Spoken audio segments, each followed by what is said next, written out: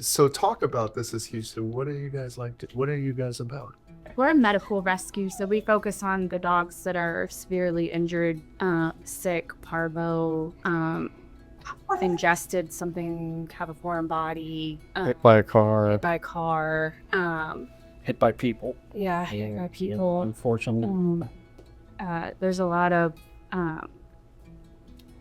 abuse that goes on out there that people don't see on an everyday basis that aren't in rescue. And that's one of the things that I learned when I got involved in fostering and rescue and stuff like that, is that there's a lot of us that live in our own little bubble and have zero idea of the problems that exist out there in the Houston area. Because I grew up in Katy and we didn't have stray dogs running around.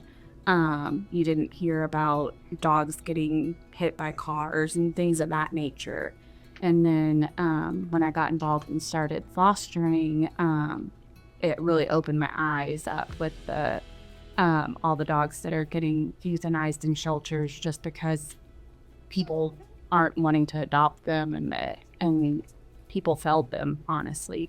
And so that's one thing that is big on my heart, is trying to help educate people on the problems that exist here and try to work on explaining backyard breeding and puppy mill situations. And there's a lot of people in rescue that will completely be like, I'm not going to be your friend if you buy from a breeder type deal. And I just try to educate my friends on, like, if you are going to buy from a breeder because you want a specific breed of dog type deal, that these are the things you should look for and whatnot.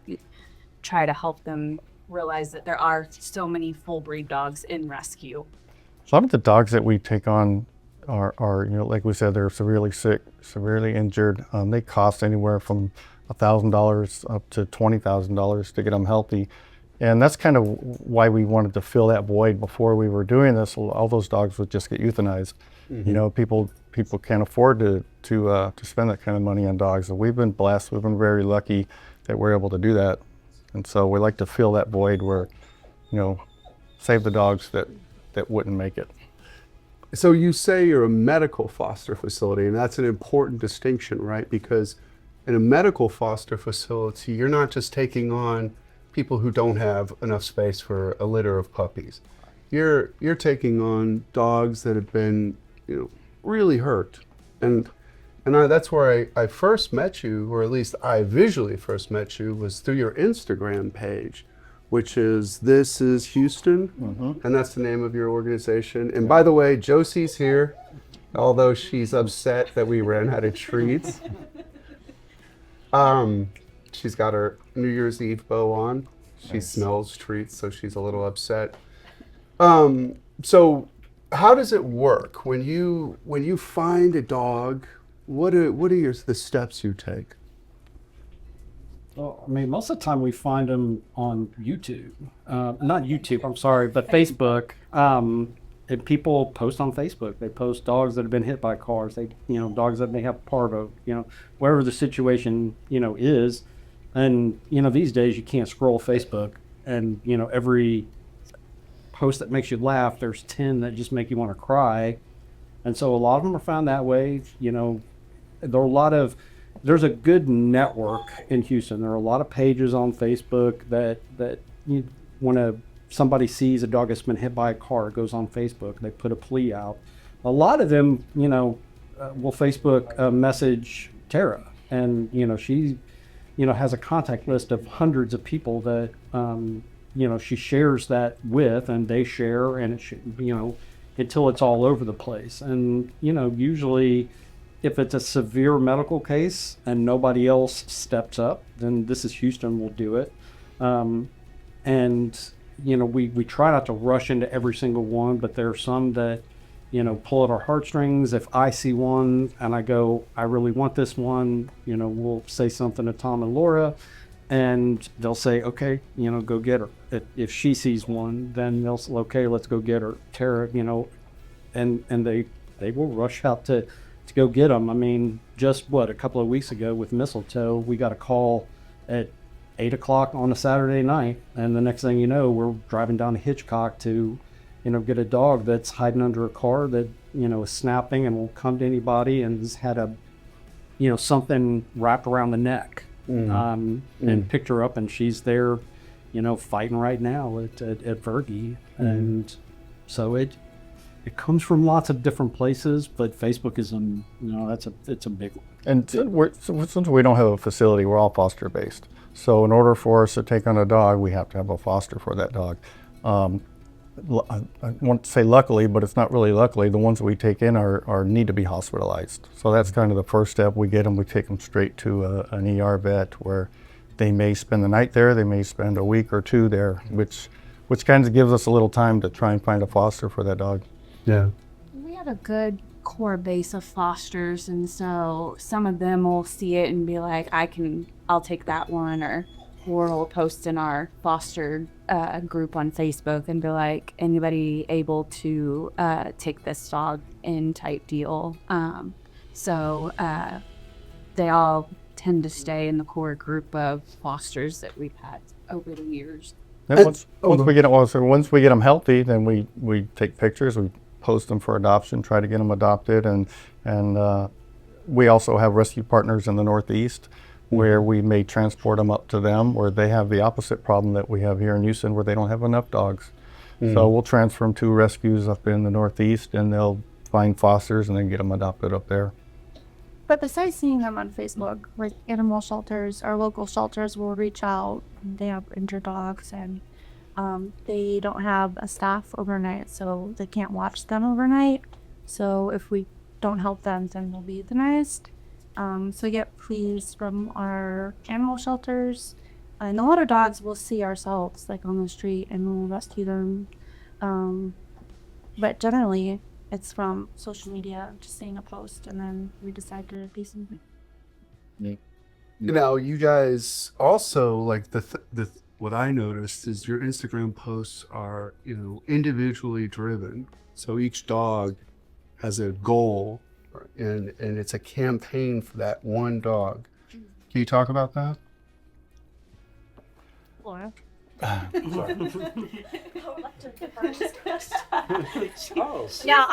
She makes the Instagram and Facebook posts. yeah, that's social media. I mean, we just kind of, what she got? Really, dog? From the hospital and dogs that we take. Okay. There'd be estimates, like the one recent dog we had, they needed $13,000 deposit for her care. So we'll just kind of take that and then make that a goal on our Instagram and try to raise as much as we can to recoup those funds. I mean, generally, you never get as much back in donations as you spend. Some of us hit people more than others. Yeah. So we try to individualize them for each dog, but these dogs are expensive. Like I said, I mean, maybe a couple of $1,000s, maybe $5, $10, as much as $20,000, and $50,000 for Athena.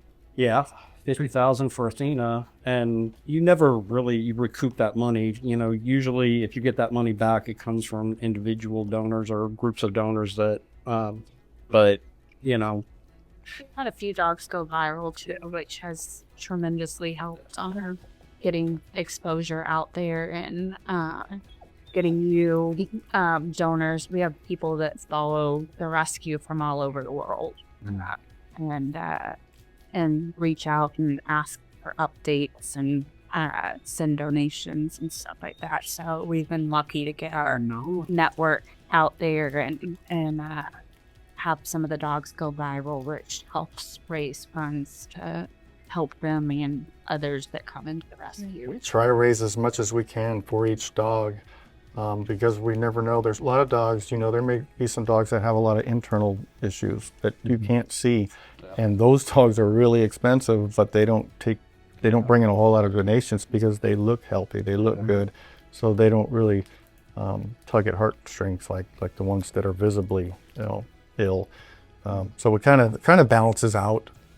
We do try and try and bring in as much as we can for each dog, because that's our main source of income to help these dogs, is just the Facebook and Instagram posts. And I think more, I mean, the dogs it's very personalized to each dog. I mean, we're not trying to raise money for a group of dogs. We try to raise money for, individual dogs. And she's so good about, posting updates on dogs. And that's, she and I, we haven't been with them the whole time, but Tara and I have worked with some other rescues and, a couple of very good rescues, but we've also worked with a couple that were, not really great. And, we ran into them to foster Marsha, who was a complete and utter feral dog that, like, she had never even been outside once they got her. She body pads inside. Oh, wow. She wouldn't go outside. And so we answered a plea and took Marsha into our house, and so that's where we met the two of them. And It's almost 4 years. it's been almost 4 years now, and I'm, Marsha's still with us. Marsha's still with us, and Marsha will always be with us. But I can't think of two people that I would rather work with. It's fantastic. They're fantastic individuals, and we would do anything, like drive to Hitchcock at 8 o'clock in the evening to go, pick up a dirty dog that, she smelled bad. Oh, But, no. Very mangy. yes. But, it's, when we always have, they've got 10, 11, but only 10 now in their house. Yes. But they wouldn't let him go. And we always have between, I don't think we've been lower than 7 dogs in our house in a couple of years. I mean, usually we have anywhere from 9 to 11, 12 dogs at a time at our house. Well, it is. I mean, a lot of times when we think we don't have any room, we go, well, if we don't take them, then the dog might be euthanized. So we find land for them. Yeah. That's all you can do. I Make the best of it. Then you also told me that you guys just got land for a facility, right? Yep. We were they have a POA in Cleveland, Texas, where they let us use their lot and the inside of the facility, and we'd set up there twice a month and just vaccinate own dogs, deworm them, microchip them, give them a leash and a collar, and then have them sign up to get spay or neutered. And we'd provide all that at our cost. Didn't cost anything to the owners. That got kind of hard to keep up, going out there twice a month, and we have stuff loaded up in trailers. We have to stock the trailers, like he was saying, and load them out there, set everything up, break it down. It just got very tiresome. So now we just closed on a lot, and we're gonna hopefully build our own little facility where we can kind of run them through like an oil change facility. There you go. And spading and neutering, big part of how we can prevent. Yeah, absolutely. Spay, neuter, and education. That's another thing that, they started the elementary schools, middle schools, junior high started to ask This Is Houston to come out and speak to classes, because we really feel like that's going to be the thing that makes the biggest difference. We can spay and neuter all we want, but as long as people continue to backyard breed, they don't microchip, they don't spay neuter themselves, then the population it's not going to do anything but increase. Mm-hmm. So you try to tell the adults, and most of the times it goes in one ear and out the other. So we feel like the kids are the best way to get the message across and let them. There's a lot of kids out there that love animals. They don't know what they need to do, and so we want to educate and have the next generation be the ones that you're not going to put an end to it, but start to make a dent. Because as many dogs as we've saved, as many dogs as we've vaccinated, that we've spayed and neutered, we still go out to the same area, and it's just as bad, if not worse, a lot of the times. So, we try to do as much as we can, but we're losing the battle. And it's not just us. I mean, lots of other people do the same thing, and it's a losing proposition. You cannot win. it's just going to get worse. It's, like you said, education, because many of them believe that if they neuter their male dogs, it's going to make them lazy and fat, and they're not going to protect their property. And they think that their female dogs need to have puppies. And so it's educating them that, neutering the dog isn't going to make it lazy and fat. Like, if you want it to protect your property, it can still have that role.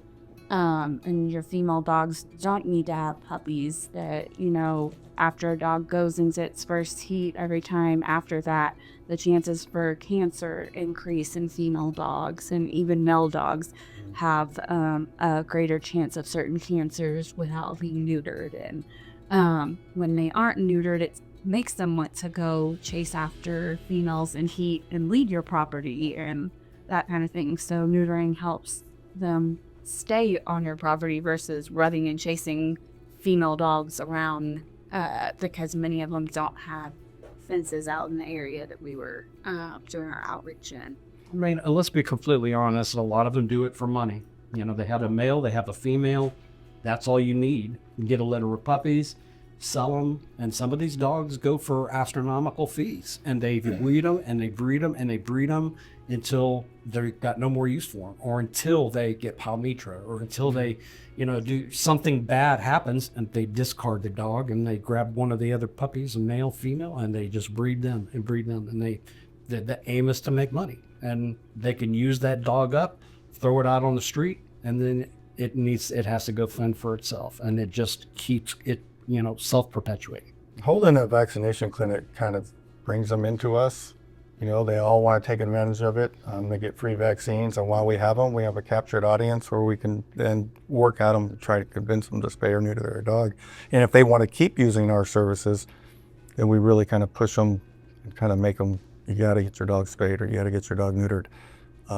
So it kind of helps us, since we have them there, and we can try and stop the overbreeding. So, I don't know if you know anything about me. My name is Colby. I own a law firm. Every year we give a part of everything we make to charities. We give it to multiple charities, and so this year you're one of the many charities we're going to give to. Awesome. And we were really, I was personally touched from, seeing these stories where dogs are literally thrown out of cars, scared, trapped on highways. You have to pull them out from underneath guardrails. They're lucky to be alive. And that really resonated with me, because that's what I do, is I rescue people who have been mangled, who have been hurt through no fault of their own, and who need, people to come and rescue them. And so what you guys do really resonates with me, and I really want to make sure that you are able to continue.